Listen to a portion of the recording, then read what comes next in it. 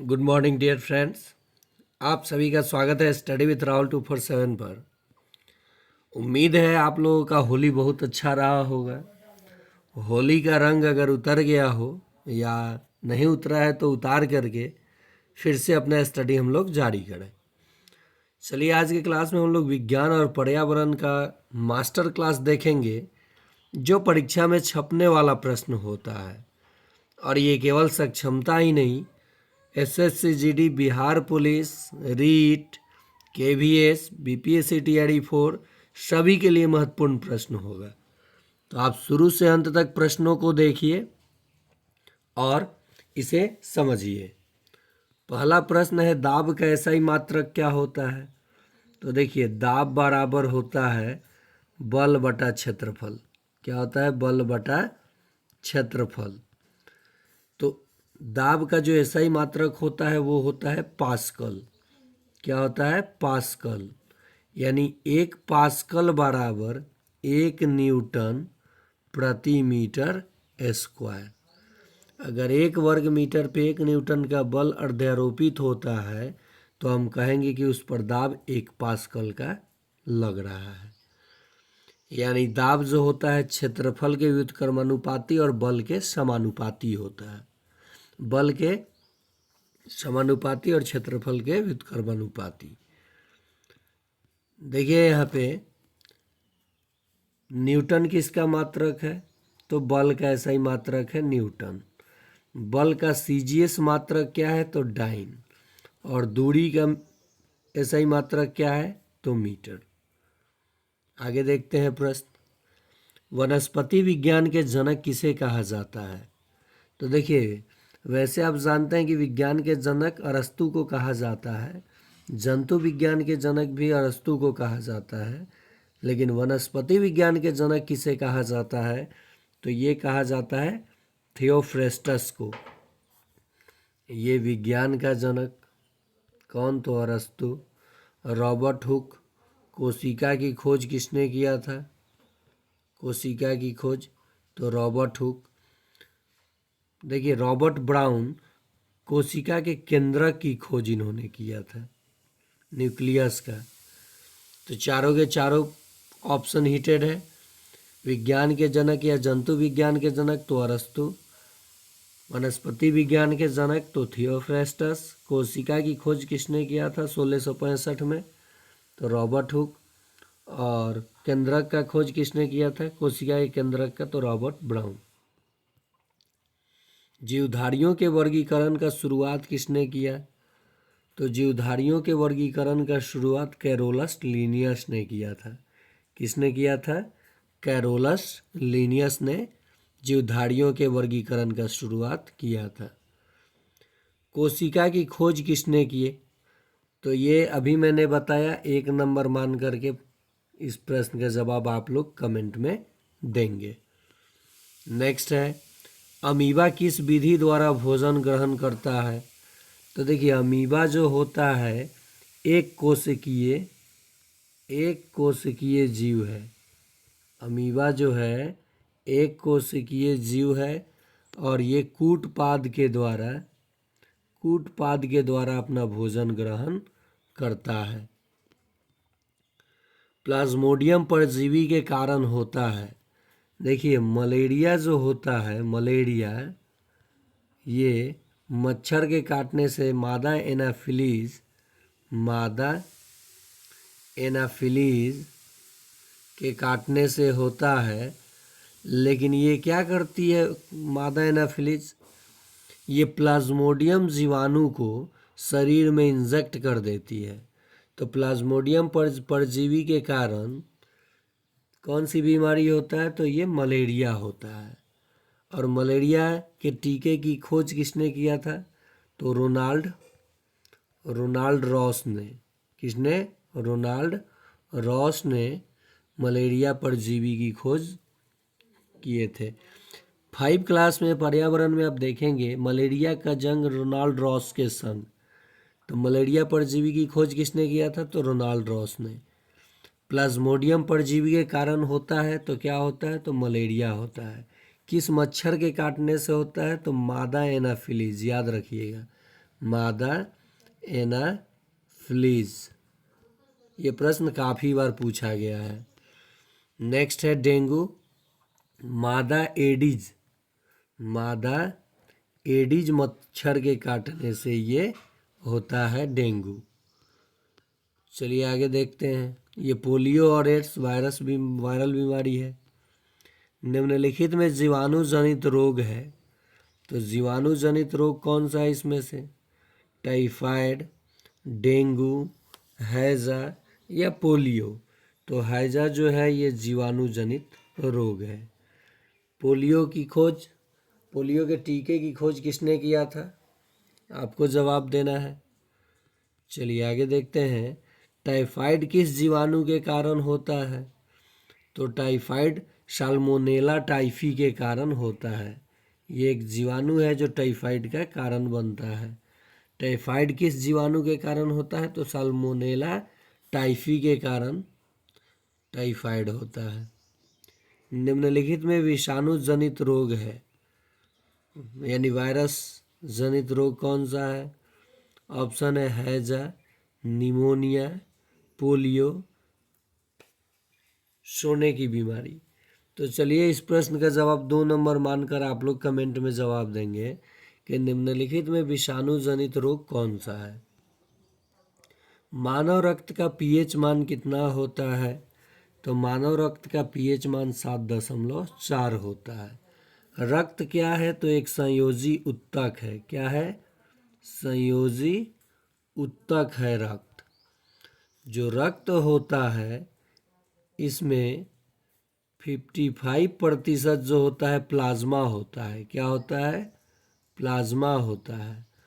और 45% में क्या होता है? आरबीसी, डब्ल्यूबीसी और प्लेटलेट्स। यहाँ देखिए रक्त, तो मैंने कहा कि 45 और ये 45% और ये प्लाज्मा 55%। ठीक है, यहाँ पे देखिए, और ये आरबीसी, डब्ल्यूबीसी और प्लेटलेट्स। प्लाज्मा में 90% क्या होता है? जल होता है, जो घाव भरने का काम करता है। आरबीसी का लाल रंग क्यों होता है? तो ये हेमोग्लोबिन के कारण होता है। और आरबीसी का कार्य क्या होता है शरीर में? तो ये ऑक्सीजन को कोशिकाओं तक पहुंचाता है और कार्बन डाइऑक्साइड को बाहर निकालता है। आगे देखते हैं। एक वयस्क मनुष्य में रक्त कितना होता है? तो 5 से 6 लीटर होता है। एक स्वस्थ और एक वयस्क मनुष्य में रक्त 5 से 6 लीटर होता है। मनुष्य के रक्त में प्लाज्मा का प्रतिशत मान होता है, अभी मैंने बताया। 3 नंबर प्रश्न मानकर आप लोग इसका जवाब देंगे।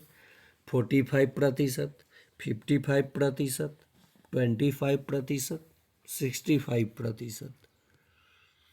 प्लाज्मा में जल का यहाँ पे रिपीट किया है क्या प्रश्न?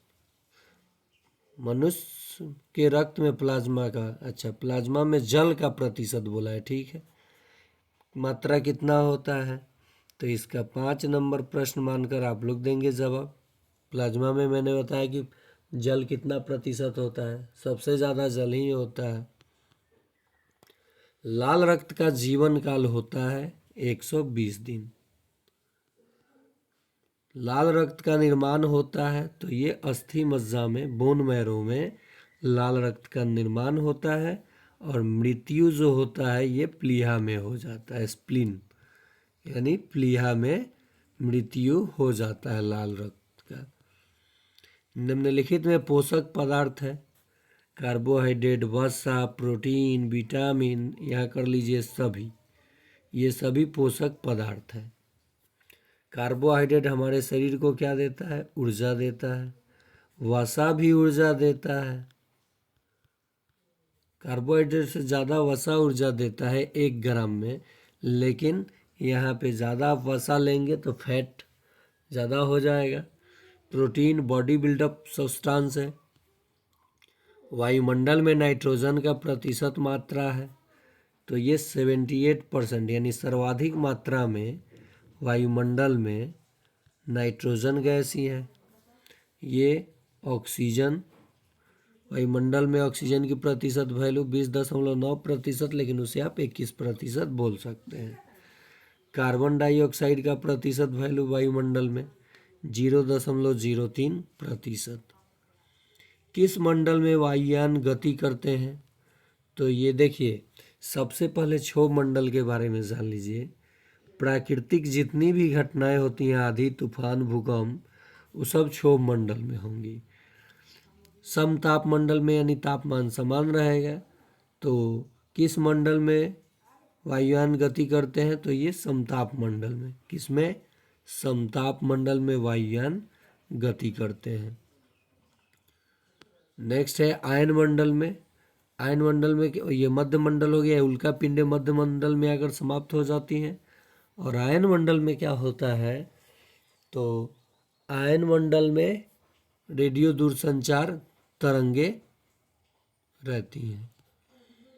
भोजन में किससे प्रति ग्राम सर्वाधिक ऊर्जा मिलता है? तो ये वसा से। किससे? वसा से। विटामिन यह दिया है, देखिए विटामिन बी और सी जो होता है जल में घुलनशील होता है, और बाकी ए, डी, ई, के ये वसा में घुलनशील विटामिन होता है। विटामिन की खोज फंक ने किया था। हड्डियों के निर्माण और संपोषण में आवश्यक तत्व है, तो ये कैल्शियम है। हड्डियों के निर्माण और संपोषण में आवश्यक तत्व कौन सा है? तो आप कहेंगे कैल्शियम है। सबसे बड़ा ग्रह है, तो देखिए बृहस्पति सबसे बड़ा ग्रह है। लाल ग्रह के नाम से कौन जाना जाता है? तो मंगल। सूर्य के सबसे निकट ग्रह है, सूर्य से सबसे निकट ग्रह बुध। सबसे निकट ग्रह कौन है? तो ये बुध है। शनि ऐसा ग्रह है जिसके इर्द गिर्द परवलयाकार पाया जाता है और इसका डेंसिटी घनत्व बहुत कम है। किसका? शनि का। पृथ्वी की जुड़वा बहन शुक्र ग्रह को सुबह का तारा, शाम का तारा, सुबह का तारा, शाम का तारा, सबसे चमकीला, यहाँ से प्रश्न खूब बनता है। चमकीला, सबसे गर्म, गर्म रहेगा तो चमकेगा।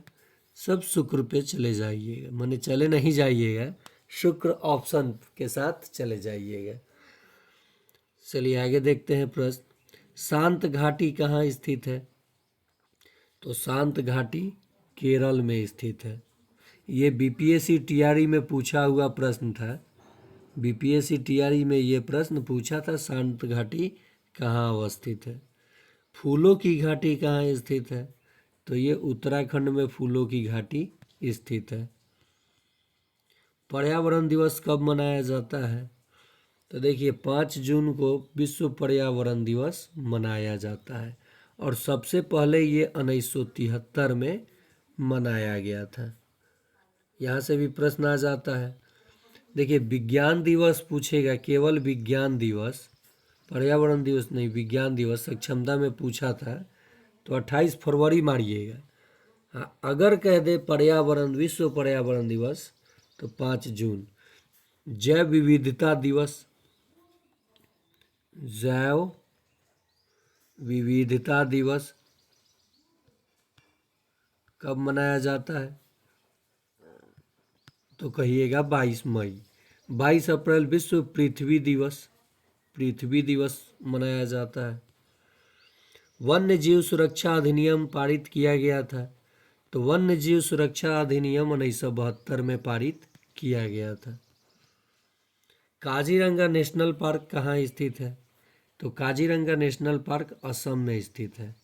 और भारत का पहला national park Jim Corbett national park, Jim Corbett national park जो है उत्तराखंड में स्थित है। हेमिस भारत का सबसे बड़ा नेशनल पार्क हेमिस कहाँ है?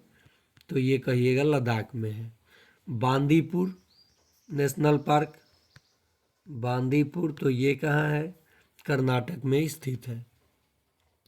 रेड रेड डाटा बुक का संबंध किससे है? तो विलुप्त प्रजाएं माने विलुप्त प्रजाति जो है उसका विवरण आपको मिलेगा रेड डाटा बुक में। यह एक सरकारी दस्तावेज है। रेड डाटा बुक का संबंध विलुप्त जीव जंतुओं से। ऊर्जा का सबसे बड़ा स्रोत है। तो ये 6 नंबर प्रश्न आप लोग जवाब देंगे कमेंट में। बहुत आसान प्रश्न है कि ऊर्जा का सबसे बड़ा स्रोत क्या है। निम्नलिखित में ऊर्जा का अनवीकरणीय हो गया है, अनवीकरणीय होगा। यह क्या होगा? अनवीकरणीय करणीय स्रोत है। अनवीकरणीय का मतलब हुआ कि जिसे पुनः जल्दी नहीं बनाया जा सके, जल्दी प्राप्त ना हो सके, तो ये कोयला जो है ऊर्जा का अनवीकरणीय स्रोत है। पर्यावरण संरक्षण अधिनियम कब बनाया गया? तो पर्यावरण संरक्षण अधिनियम 1982 में बनाया गया। यह थोड़ा सा डाउट है, 1 मिनट। पर्यावरण संरक्षण अधिनियम में 86 के साथ जाऊंगा, इसे आप स्टार मार्क कर लीजिए, आप लोग देख लीजिएगा। केंद्रीय नियंत्रण प्रदूषण बोर्ड की स्थापना कब हुई? तो केंद्रीय नियंत्रण प्रदूषण बोर्ड की स्थापना 1974 में हुई थी। मॉन्ट्रियल प्रोटोकॉल संबंधित है। तो मॉन्ट्रियल प्रोटोकॉल ओजोन परत के संरक्षण से संबंधित है।